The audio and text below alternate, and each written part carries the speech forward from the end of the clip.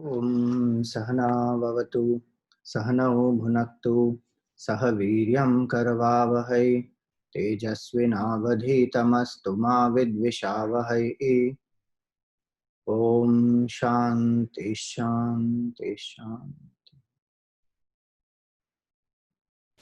ओम सदाशिवसमारंभां शंकराचार्यमध्यमाम् अस्मदाचार्यपर्यन्तां वन्दे गुरुपरम्पराम्। श्रुतिस्मृतिपुराणानाम् आलयं करुणालयं नमामि भगवत्पादं शङ्करं लोकशङ्करम्। शङ्करं शङ्कराचार्यं केशवं बादरायणं सूत्रभाष्यकृतौ वन्दे भगवन्तौ पुनः पुनः। समस्तजनकल्याणे निरतं करुणामयं नमामि चिन्मयं देवं सद्गुरुं ब्रह्मविद्वरम्।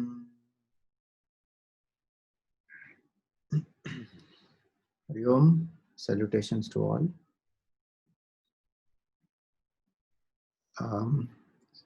Samsara Vriksha is what we were seeing. I just want to know, did we complete the entire Bhashya for that? No, Swamiji. We have done up to what point? I'll just tell you.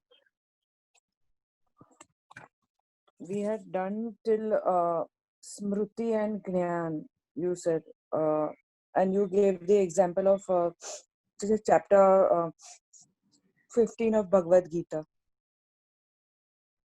Philosophy objective, that's what you do. How to live in this changeless world, that's what you did. Okay. And you said that you will continue a little bit later. Okay. All right. So, in this Shankar Bhashya, we have come up to where we saw the bird, the nests which are there. You see, where are we on? Swamiji, page number 133. Tritiya Valli. No, that I know. Tritiya Valli only we are in. Page number 133. Swamiji, you had explained to us about birds and that they are all jivas, that there are 7 worlds above and below. And Correct. you had come up to the Sanskrit portion, which is where the birds are referred to in Sanskrit. I don't know Sanskrit. That's what I'm saying. So that got it. So that till that point I have come to. Yeah. Understood. Okay. Thank you. So here we are.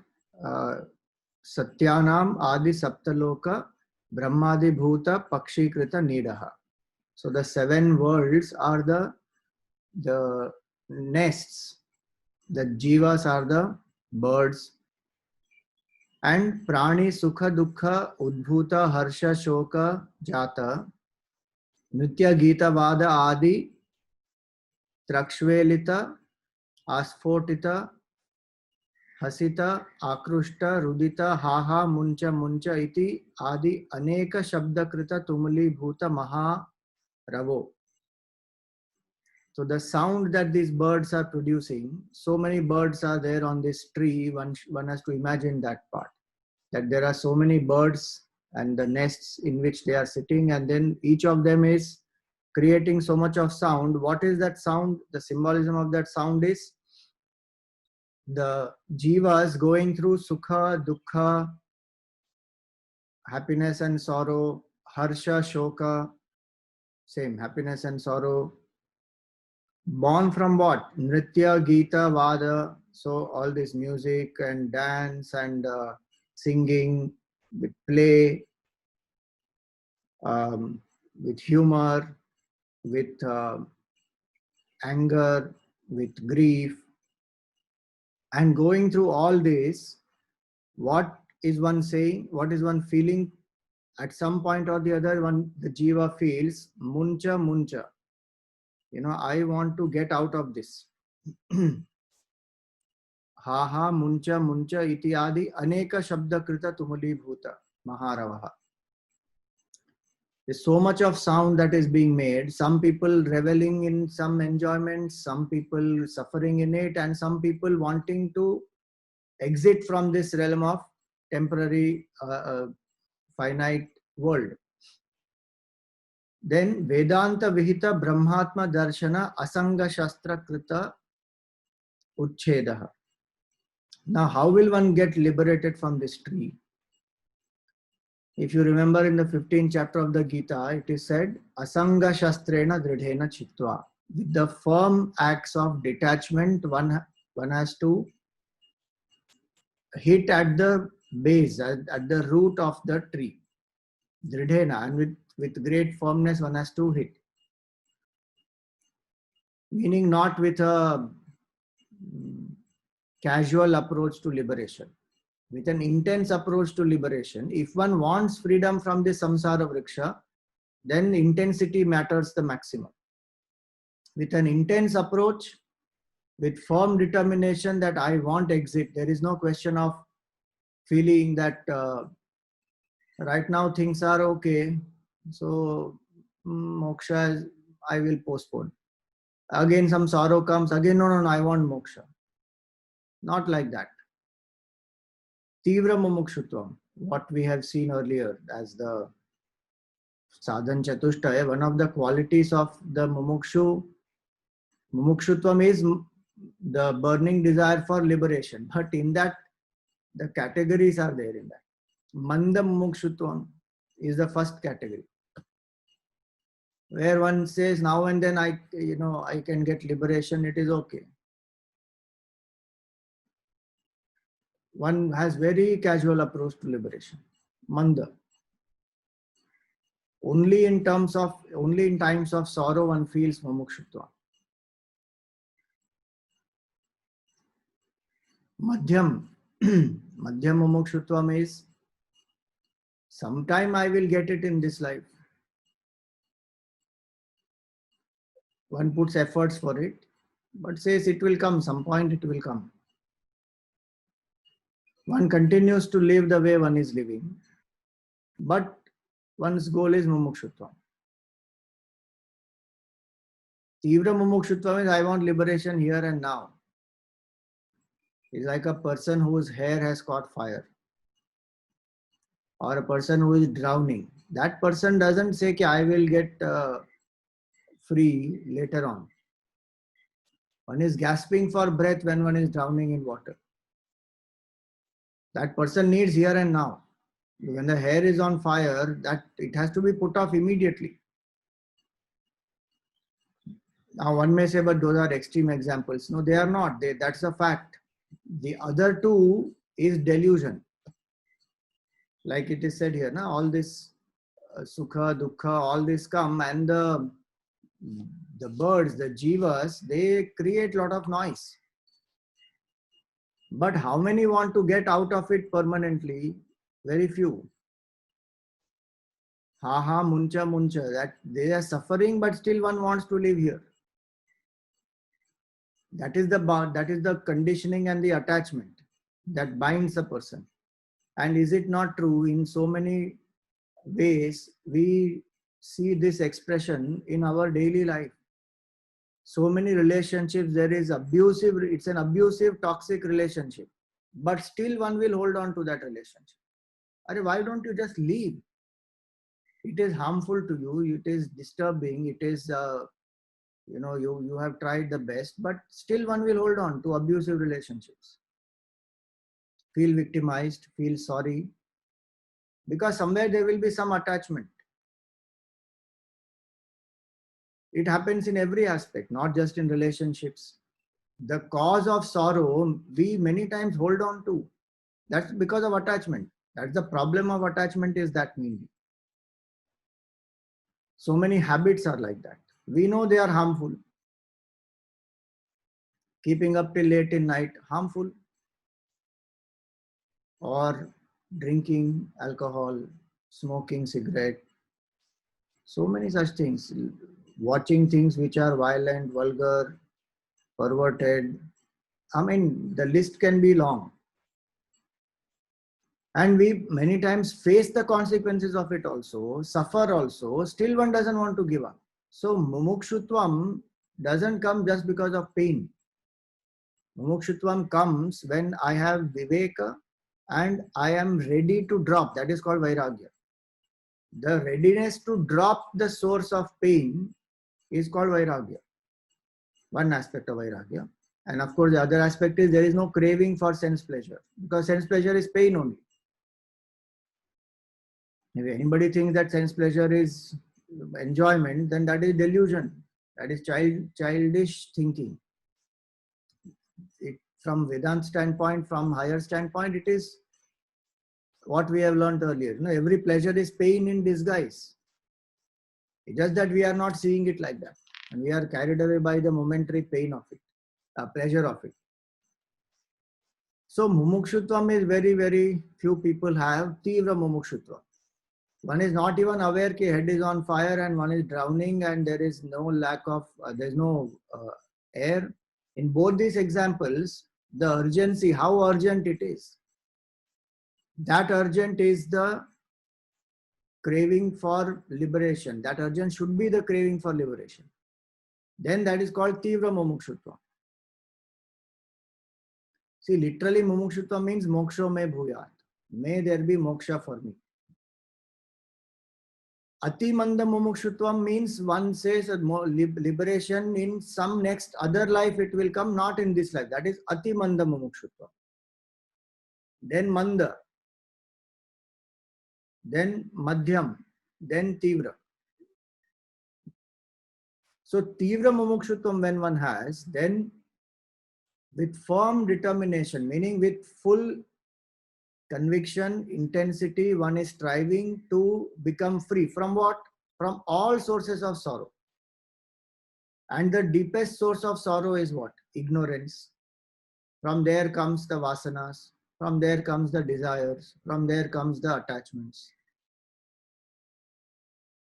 That's why the word used here is, see, asanga shastra krita uchcheda. The weapon to be used to fell this tree, to destroy this tree, is the weapon of detachment, asanga. But that axe of detachment has to be sharpened with what? Veda. So Vedanta Vihita Brahmatma Darshana. By the study of Vedanta and understanding of the oneness of Jiva and Brahman. That is the Asanga Shastra. Why? Because the root cause is ignorance. The deepest cause of my sorrow is ignorance, and ignorance manifests as the notion that I am this body. I am this Jiva. So this sense of separation which is there. Jiva is separate, Brahma is separate, Jagat is separate. That has to be destroyed. That is the root cause. If you remember the bija, if you remember the bija is what? Avidya. The seed is that avidya. Now that has to be, of course, now the seed is gone and the tree has come. That's a limitation of the analogy. But the point is, till the root is not stuck, the tree will keep growing. One part of the seed has gone below, other part is above. So the part which has gone below has become the root and now is holding very strongly. Now that at the base, at the root, it has to be cut. So that ignorance is the root cause in our bondage. And with the acts of detachment, and detachment born from the knowledge of oneness. This is the important part. That's why I said Vivek and Vairagya both are necessary. Then when the knowledge of oneness has come, then that is the highest way to destroy samsara, because the knowledge of the changeless, abiding in the knowledge of the changeless, I can drop all that which is changing. It's like the banks, the river banks are stationary. They are not moving. The river is flowing continuously. If somebody is drowning in the river, the flow of water is carrying away that person. Now that person, if that person holds on to a branch of a tree which is on the banks and slowly climbs up, then one will be out of the river. and one will be steady, and one will be, on the banks, saved. So in that way, knowledge of the changeless and the ability to drop the source of sorrow, that is called Vivek Vairagya Shatka Sampatti Mumukshutvam. That intensity with which I seek. Why do I seek with such intensity Mumukshutvam? Because I have done Vivek. What is the Vivek? This is all Anitya. This is all ephemeral, and there is no source of that is not a source of happiness. It may be a source of temporary pleasure or some emotional satisfaction, some intellectual kick. Beyond that, there is nothing more here. Nature of Atma is bliss and changeless bliss, and that is what one seeks. So with that clarity, when people say that, okay, we understood this, but still nothing is happening. Nothing is happening because the second part didn't happen. The dropping of the source of sorrow is not happening. So information I may have that my nature is bliss. I may study Advait Vedant, books after books. But did I identify what are my sources of sorrow? Where am I attached? Why I am not leaving them? Those things one is not changing. Then nothing will happen. Because then it is only information. That's why that word is, in the Gita, it is Dridhena Chitva. With firm determination, one has to hit. It has to get destroyed. It cannot continue to survive. My bondage and my attachment cannot survive. If I want mukti, I should be ready to drop my attachment. As simple as that. See, if we find it difficult to drop attachment towards people, situations, pleasures, objects, how will we drop attachment to the body? How will we drop attachment to the mind, to the intellect, to the ego? These are things which are much more subtler than external things, pleasures, habits, people, situations, objects. Those are very gross things. Now, if the mind is still stuck there only, I can't drop any of that. Forget dropping identification with the body. I am not the body. I am not the thoughts. I am not the emotions. I am not the ego. Nothing will happen. So this Samsara Vriksha, the analogy has been given by Shankaracharya ji to drive home to us this fact that it is such a chaotic place. So much detail he has given in this Bhashya. It's not to express his mastery over Sanskrit. It is for the sadhak to go on thinking about this more and more to get Vairagya and to get that Samsara Vriksha uprooted. Enough, this is now. And so, what is the ultimate way to do it? With the knowledge of Vedanta plus the ability to drop Asanga Shastra. Asanga Shastra Krita Uchcheda Esha Samsara Vriksho Ashwatha. Ashwathavat Kama Karma Vata Irita Nitya Prachalita Swabhavaha.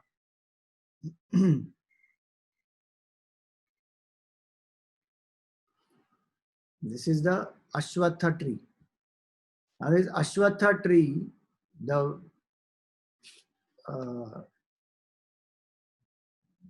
in the beginning, we only saw the meaning of the word Vriksha. Vriksha means Vrishchanath Vriksha, that which can be destroyed. So any tree example could have been taken. Why this Ashwatha tree? One reason is because the Ashwatha tree has those secondary roots, those which fall into the ground and then they hold the ground tightly. But the other main reason is the word Ashwatha means that which is temporary. Na shvaha tishthati iti Ashwatha, that which will not remain tomorrow. Meaning that which is changing every moment, which is ephemeral, that is called Ashwatha. And the samsara is ephemeral. It looks same to us, but it is not same. Neither are we same, nor is the world same. We in the sense the body, mind, intellect. This is also changing every minute. Outside world also is changing every minute. So to show the temporariness of this world, the example of Ashwatha is used. So that is one meaning. Na shvaha tishtati iti ashwatha. And the second meaning is Ashwatha means where the tree is so strong that many horses are tied onto that tree. Under its shade, the horses are resting. Ashwaha tishtati iti ashwatha.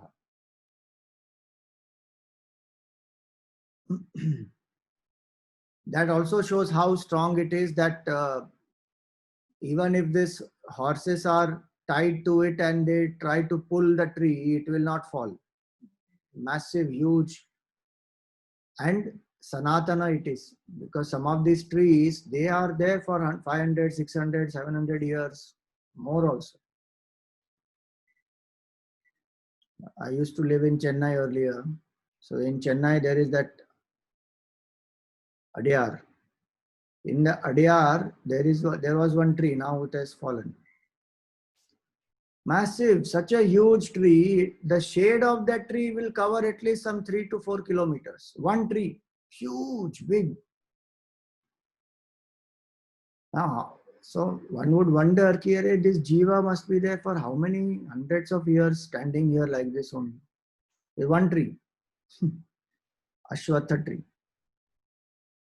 It of course gives shade to so many people and the birds, and those benefits are there. But Ashwatha is also for its duration, Sanatana. So it's symbolic of a very long lifespan, which is symbolic of samsara. So that is why Ashwatha Vriksha is used. Now here he says that this samsara Vriksha Ashwatha Ashwathavat Kama Karma Vata Irita. Now what is the breeze that is sustaining this tree, the oxygen, etc. it has to get now. So he says Kama Karma. It is desire and action. Vata Irita Nitya Prachalita Swabhava. So this is that. Nitya Prachalita Swabhava means it is there, appears to be there at all times. Meaning it's very long lasting. So many generations come and go. If a tree is there for 700, 800 years, then how many generations will come and go in front of it? So it's as though it is Nitya. Nitya Pracharita Swabhava. And Prachalita also here means continuously changing, fickle. Nitya Prachalita Swabhava. Swarga, Naraka, Tiryak, Preta, Adibhihi, Shakhabhihi, Avak Shakha.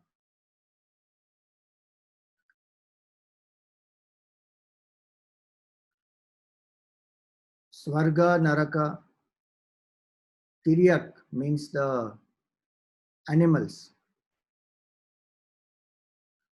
Our spine is vertical.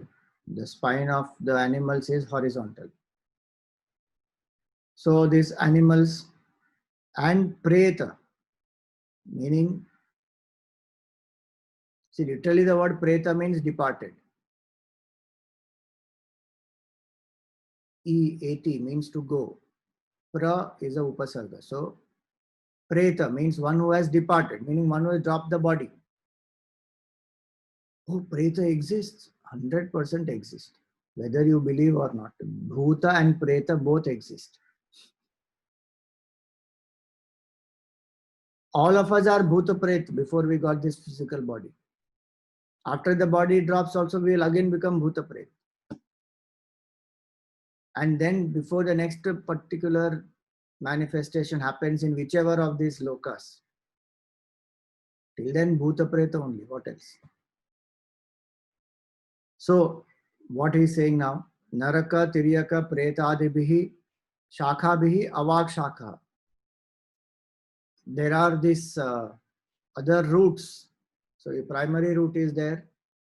Then the secondary root is also there in the below the ground. And then there is the adventitious root. So, this Ashwatha tree has 3 types of roots which hold the tree strongly. Why he says these are the lower ones? Because this Tiryaka, Preta and all of that, animal yoni and Bhuta, Preta, Pishacha, etc., they are lower yonis. Those are the lower yonis, and here to even Swarga is called lower yoni compared to Brahmagyan. Meaning the Jiva, even if the Jiva goes to Swarga, that Swarga is still a lower yoni compared to the realization of the self. So he says this tree, the roots, the secondary roots which are supporting this tree are this Swarga, Naraka, Tiryaka, animal yoni, and the Preta Sharira. Now one may be living in Preta Sharira for a long time. You see, this is one thing which we have to know. Again, all this depends on Shraddha, and to some extent, some indicative proof can be given, but not more than that. When a person drops the physical body, the person will be in Preta Sharira. Now the question is, for how long? If that person has too many attachments in the world, that person will be in Preta Sharira for a long time. If the person has few attachments, person is able to transcend the Preta Sharira and goes higher. According to then its karma, it will go up, down, wherever, but at least it is not hanging in the Preta Sharira. It is not in a transition phase. It has gone ahead. According to its karma, it will get appropriate body in appropriate loka. It has gone ahead. This Preta Sharira is in the Bhuvar Loka. So Bhuloka is here, this world. Bhuvar Loka is a Preta Sharira. Then Swarga Loka, Suvar Loka, Suva, Maha, Jana, Tapa, Satyam. Those are up. And then below are Atala, Vitala, Sutala, Rasatala, Talatala, Mahatala and Patal. 7 below. Now in each of these, one will go according to one's karma, and according to that karma, whatever body one needs, one will have that body. But this Preta Sharira is a transition phase. Very frustrating it is, because one cannot experience many things in this world because the physical body is not there, nor is one gone away. One is hanging in between.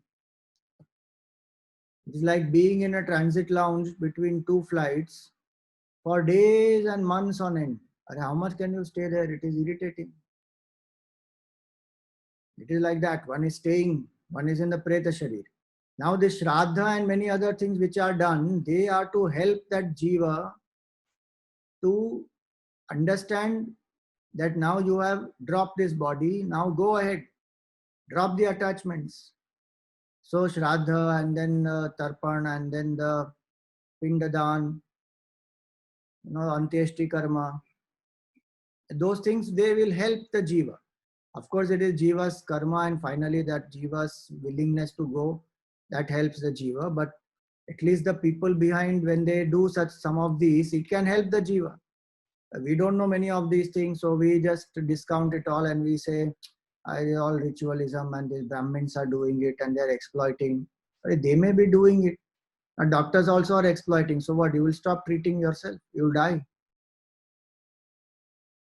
Lawyers will exploit, doctor will exploit, police will exploit, everybody will exploit. That means what will I do? Not do any of this? Suffer and die? No. If there are people who are doing this, there are others who are not doing it also. They are treating well, they are taking, they are righteous also. So you have both types. But when it comes to this, we just discount it very easily. No, I don't want to do. All ritualism is blind. It is, you didn't inquire.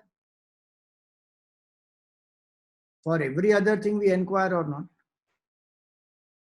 If somebody wants to study abroad, they will find out what all university, where to apply, what is the scholarship, what is the process. They will start writing 1 year before and then write the statement of purpose and write the essay and write this and write that and prepare oneself and go to some education counselor and whatnot they will do.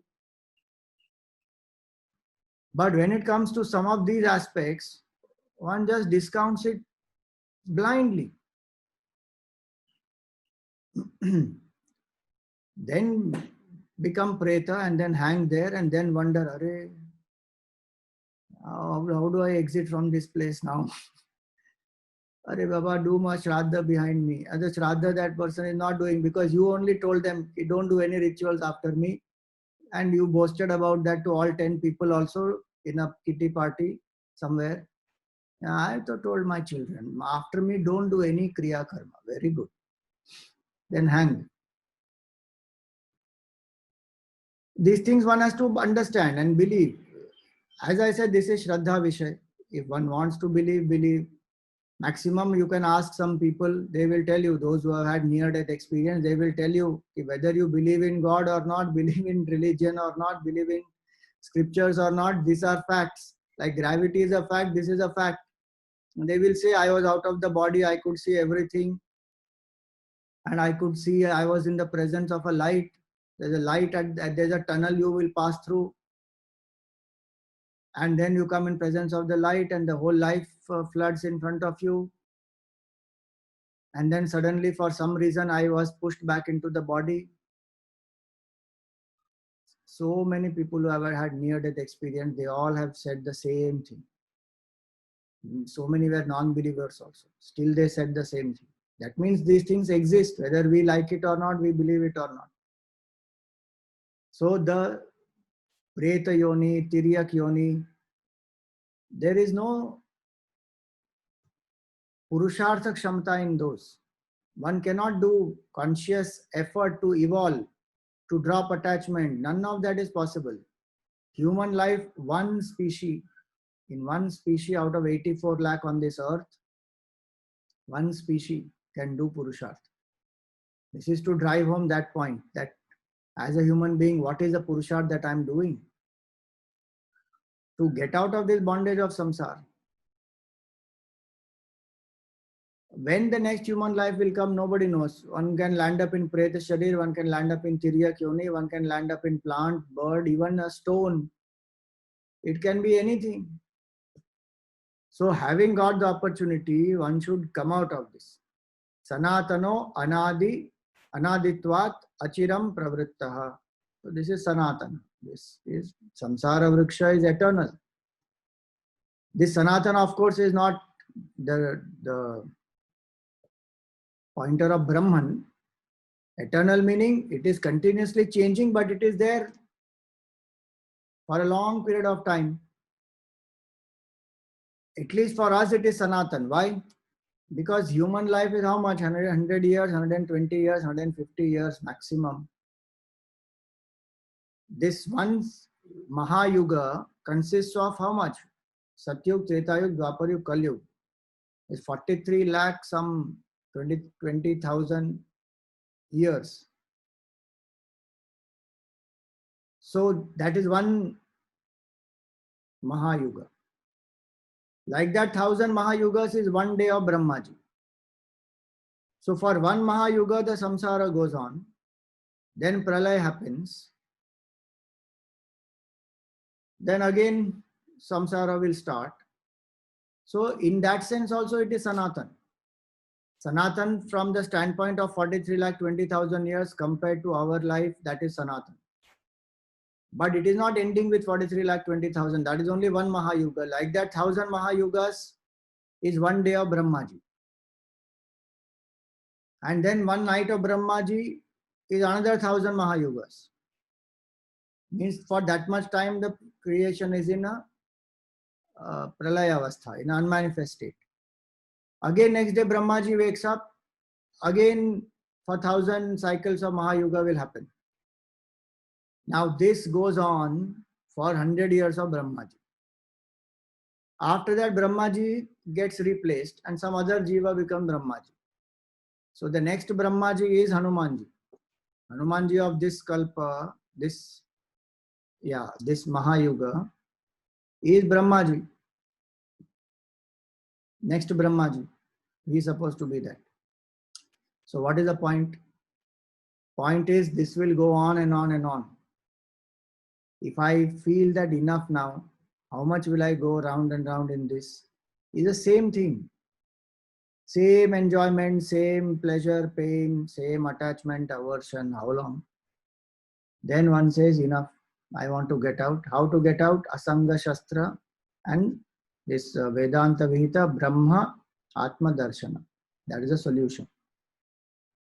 Yadasya samsara vrikshasya moolam tadeva shukram shubhram shuddham jyotishmat. Now, from where did the samsara vriksha arise? That is the substratum. The change is supported by the changeless substratum. So that changeless substratum is what? Shukram. Tadeva shukram tad brahma. Remember what we said? Urdhva moolam avak shakha. The roots are above, meaning the source is divine. This divine source of this vriksha, meaning this changing realm, is appearance of the changeless truth. So that changeless truth is this Shukram, Shubhram, Shuddham and Jyotishmat. It is white, it is pure, meaning brilliant. It is brilliant, it is pure, Shuddham and Jyotishmat. It is of the nature of light. So same meaning it has. Shukram means pure, Shuddham also means pure, and Shubhram is brilliant, and Jyotishmat is of the nature of consciousness, not inertness. We may see many things as inert in the world, but it is actually consciousness. Chaitanya, so he is explained that next. Chaitanyam, Chaitanyatma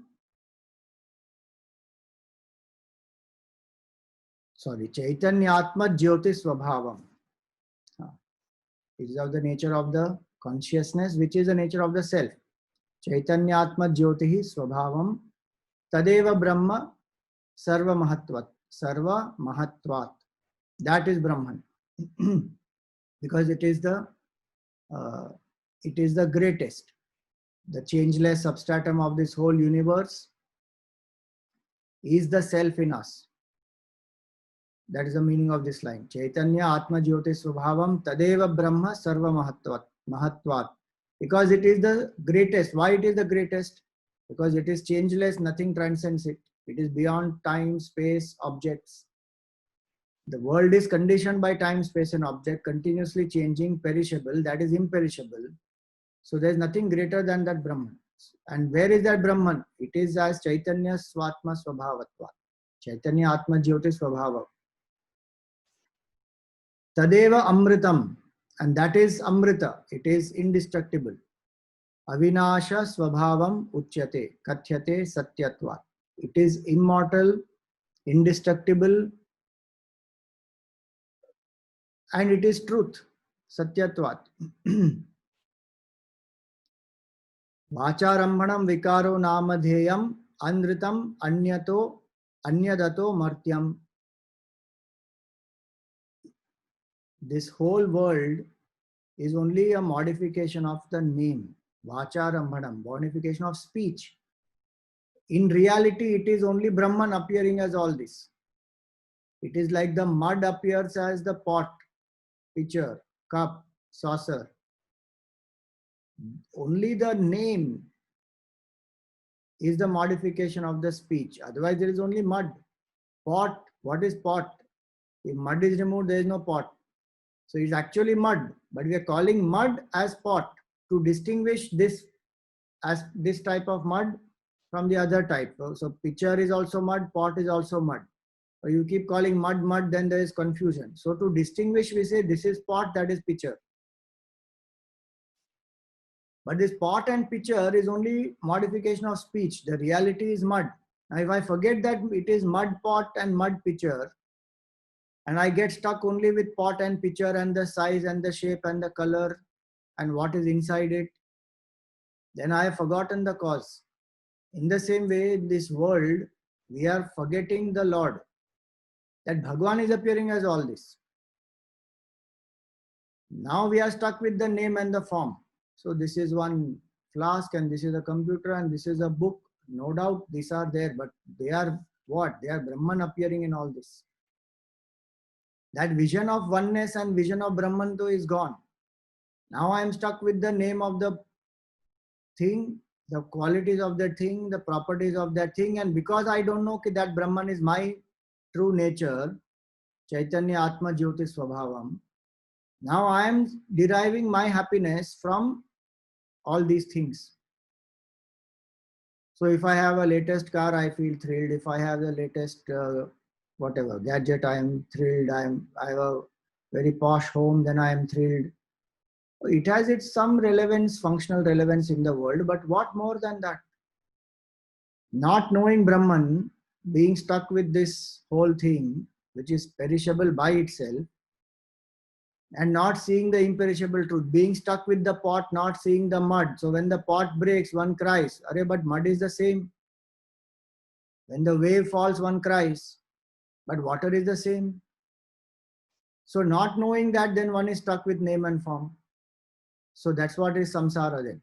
So tadeva amritam avinashi swabhavam uchyate kathyate satyatvat vacharambanam vikaro namadheyam andritam anyadato martyam. Everything else is destructible, perishable. What is the imperishable truth is appearing to us as perishable. If my focus is on the imperishable, if I see water while I am seeing the wave, there is no sorrow.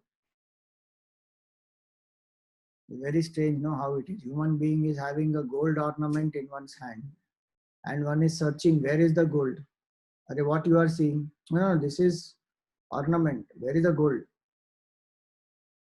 You are seeing gold only. In the same way, one is saying, where is God? You are seeing God only all around you. There is nothing else except God. No, but God does not exist. What else are you seeing except God? No, God does not exist. This is all not God. Okay, so where is God?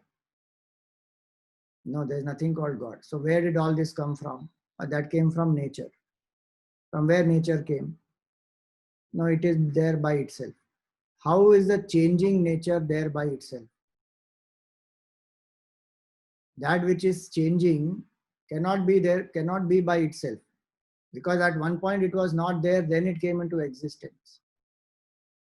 Brahman is that which is eternal. That's why it was said Sarva Mahatvat. It is greatest of all because it is changeless. Changeless means permanent, which is there in the past, present, future, and which remains even when time doesn't remain. That is the greatest. So that is called the supreme truth. So in the world when we live, the quest is to find out why am I not seeing? If all this is around me is Bhagwan, why I am not able to see? There is some confusion in my head. And that's why knowledge becomes the greatest pursuit of human life. Not pleasure. The mind is right now diverted towards pleasure or towards work. Because work is a means to pleasure. What about Brahman? That we will see by the time we finish retirement, then we will think about it if possible. So work and pleasure, they will occupy everything. One doesn't see clearly that these are secondary, that is primary actually. To know that I came into this world, until I don't know that, I will keep coming again and again into this, in this realm of samsara. So tasmin paramartha satye brahmani lokaha gandharva nagara marichi udakamaya asamaha paramartha darshana abhava avagamanaha shritaha ashritaha sarve samastaha utpatti sthiti layeshu. So the example now given here is tasmin, in that supreme changeless Brahman, paramarthe, which is the absolute, satye, brahmani, in that real true, in the real truth which is Brahman, lokaha, all these worlds, what we spoke about, 14 worlds and all those, they are established as though. Established meaning they are the, Brahman is the substratum of these. And what are these lokas compared to? Gandharva Nagara, like a city of the celestials. Meaning it's an illusion. The Gandharva Nagar analogy is when one sees in the clouds, the certain cloud formation will be such, it will look as though there is a city above. And there are people living in that city. There's just cloud formation. It's not real. But it will look as though it is that. So the Gandharva Nagari example is that. Gandharva Nagar is Marichi Udaka Mayam. It is like the mirage. So it looks that there is water there, but there is no water. So this entire realm of all the lokas and all the jivas and everything that was described, he says it is all temporary, but what is that which is appearing as this illusion? That is Brahman and that is real. So the sand is real. The cloud is real. In the example, the sand is real, that is appearing as mirage. The cloud is real, that is appearing as Gandharva Nagari. So Paramartha Darshana Abhava. Those who don't see this, they get carried away by the water, so they run towards it. They get carried away by the Gandharva Nagari and aspire to go there. So if you don't have that vision, so the Bhashya is saying that if one doesn't have that vision, then one is tempted, one runs behind it. But otherwise, where are all these? When we see the mirage, the thought must come is that this is actually sand appearing as water. In the same way, when one sees the world, the thought must be this is Brahman appearing as the world. Why? Because this entire realm of change is supported by the changeless. Ashritaha, Ashritaha, Sarve, Samastaha, Utpatti, Sthiti, Layeshu. In all the three states, it is Brahman which is supporting. The mirage water, as though rises in the sand, stays in the sand. So this mirage water rises, stays, falls in sand. As though that sand is the substratum. It appears, the whole water appears because of the sand. So where is this sand, this water rising from? The sand. What is sustaining this water? Sand. From where, in what does it go back? Sand. Same way Brahman is that in which this universe is countless of them actually. They rise, stay, fall, rise, stay, fall. Utpatti sthiti layeshu sarve samastaha ashrita.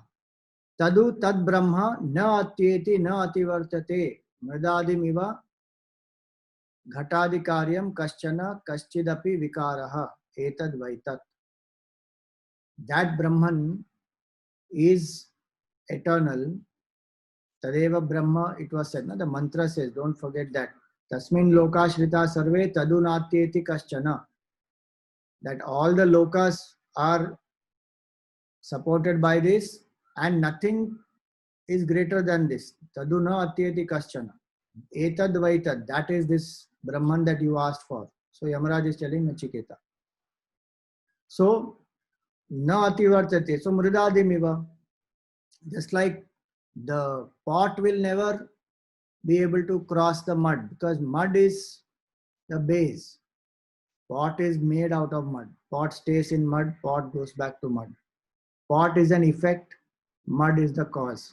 The effect will never transgress or transcend the cause because effect is nothing but cause in another form. There is nothing, no independent existence of the effect. So in the same way, the samsara is the effect, Brahman is the cause. Samsara will never transcend Brahman. Brahman alone is appearing as this whole samsara. Brahman will exist without samsara, but samsara cannot exist without Brahman. God exists without us, we don't exist without God. That clarity one should have.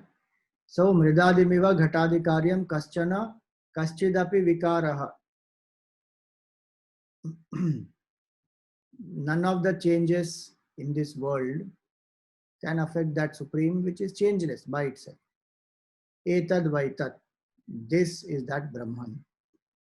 Now this completes the first mantra of this third valli of this second chapter.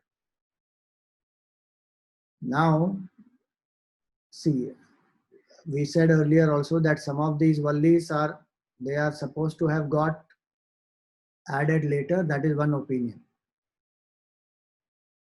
Because now the objection is raised by this Purva Pakshi before the next mantra comes. The objection raised is Yad Vijnanat Amrita Bhavanti iti uchyate jagato moolam tadeva nasti brahma asata eva idam nisritam iti asat eva idam. So he says tad vijnanad amritaha bhavanti. By knowing that you will become immortal, you are saying that that is Brahman, which is the substratum of the whole world, that is indestructible, imperishable, all the worlds are there in it. It is Shukram, all that was said earlier, it is purest. But now this Purva Pakshi is saying, and you are saying by knowing it one will become immortal, and it is the cause of this whole universe, Jagataha Moolam. Tadeva na asti Brahma, Asateva. There is no such thing called Brahman. It is only Asat.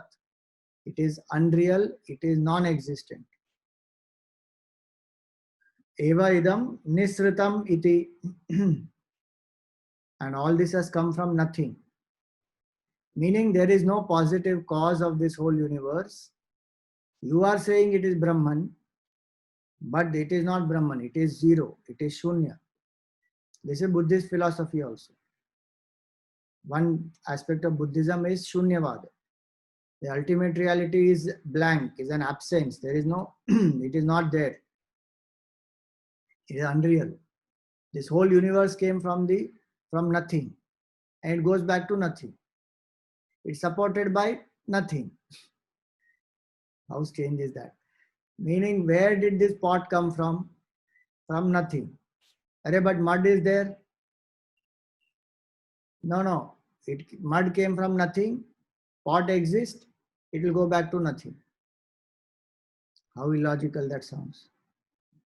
Anyway, mud is only the material cause. What about the intelligent cause and what about the instrumental cause? All the three come together, then only the pot is made. Now you are saying no, none of the three causes exist. The pot came into being on its own from nothing, and the pot goes back to nothing. That is very weird. So Shankaracharya says, Tanna, that is not true. Then he goes to the second mantra. Yadidam kincha jagat sarvam pranam ejati nisritam mahadbhayam vajramudyatam ya etad viduramritaste bhavanti. He says, Yadidam kincha jagat sarvam. Whatever is there in this world, in this entire universe, even the tiniest, the smallest, Yadidam kincha, prana ejati nisritam. Please remember the word prana here means Brahman. Prana here doesn't mean the Pancha Pranas. Prana here means Brahman. It is because of that prana, consciousness or Brahman, ejati nisritam. Anything in this world is functioning, is moving. And an analogy is given now. Mahadbhayam Vajramudyatam. And this entire universe, everything in this universe as though is scared of that Supreme Brahman, just like a master who is holding a thunderbolt, and if somebody is not working and doing their job, the master may punish. In that same way, this entire universe with sun, moon, stars, everything is functioning out of the fear of that Brahman. In the Taittiriya Upanishad also this comes. Bhisha asmad vata pavate bhisho deti surya. Even in, not Taittiriya, in Kathopanishad only it came earlier. Bhisha asmad vata pavate. Out of its fear, this wind blows. Bhisho deti surya. Out of the fear of that Lord, the sun rises. Because of the fear of that Lord, the fire burns. Agnischa Indrascha. Bhisho deti surya. and death is a pickle for it. Mrityuhu yasya upasechanam.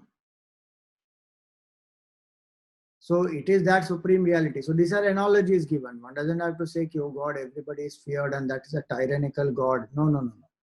It's an analogy to say that don't think that everything is happening on its own.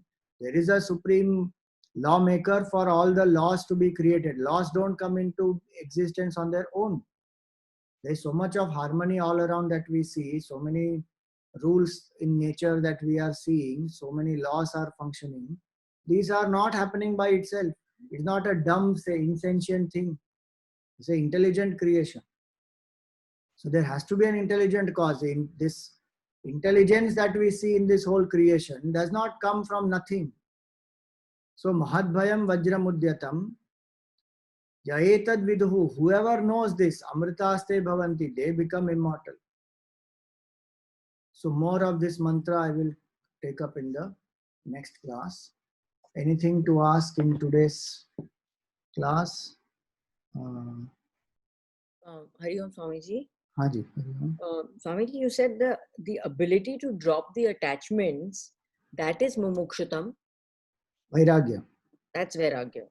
Mumukshutva means burning desire to get liberation. Right.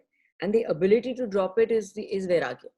Yeah. So one part of Vairagya is that I should be able to drop the source of pain. The other part of Vairagya is that there is no craving for pleasure. So Vairagya has two aspects. Okay. Thank you, sir. Yeah. Om Purnamada Purnamidam Purnat Purnamudachyate Purnasya Purnamadaya Purnameva Vashishyate. Om Shanti Shanti Shanti. Hari Om Shri Gurubhyo Namaha. Hari Om.